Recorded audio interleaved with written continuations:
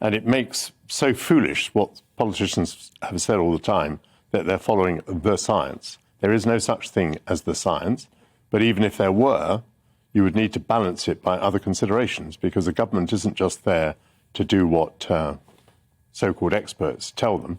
They're there to govern in the general interest of the population.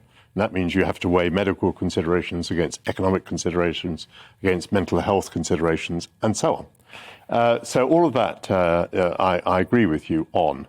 And you've had a go at the SNP today, quite rightly. Yes, I have. I'm furious about this. And you mentioned that they are going to authorise themselves to take decisions without coming back to Parliament. Forever. Just to emphasise how important this is, of course, we had this vote in the House of Commons before Christmas, where there were 100 Conservative rebels voting against the government. This was on the issue of introducing vaccine passports.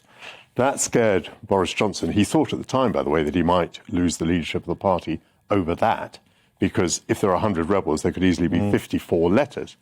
And then the British government made a good decision for England, which was not to introduce the coronavirus extra restrictions over Christmas.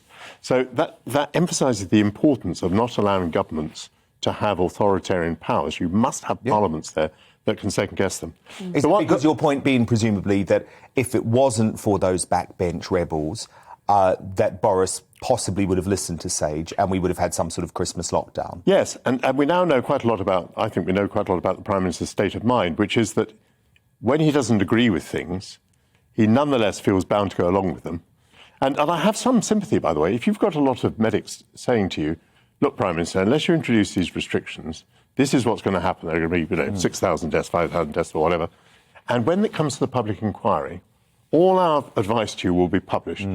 And where will you stand then? I mean, it's kind of a blackmail of officials. It is, and I sort of understand it first time around, but when they've got it wrong time and time again. So yes, I entirely agree with you that the backbenchers saved us. Yeah, they did. The one thing I don't entirely agree with you is I'm not despondent today. I am celebrating. You don't mind the muzzles? I don't like the muzzles at all. But I do think, I mean, we're all agreeing that people have been frightened. Yeah. Of course, there was reason to be frightened, but they've been frightened more than they should be. OK, I accept that. But actually, some people are quite frightened. And I think, for example, supermarket workers have been absolute heroes because they have had to continue to work. They've not had a trade union that's pulled them out, not like the teaching trade union or the railway trade union, that's... railway workers have retreated to one end of the train. Teachers' unions were complicit in closing down schools. But supermarket workers have been there all the time. And they're in very close proximity to the public. They've no idea who's coming in. They've no idea whether the person's going to be abusive or not. So I do feel a bit of sympathy because although I'm not scared myself, I'm not at all scared. But I do understand that other people are scared. And so for a little bit of consideration, I'm willing to go along with this for a bit. I don't want it to last forever. I agree with you. I agree with you that it has effects on people, on their behaviour. But I have to acknowledge that some people are scared, and a little bit of respect for them is not out of place.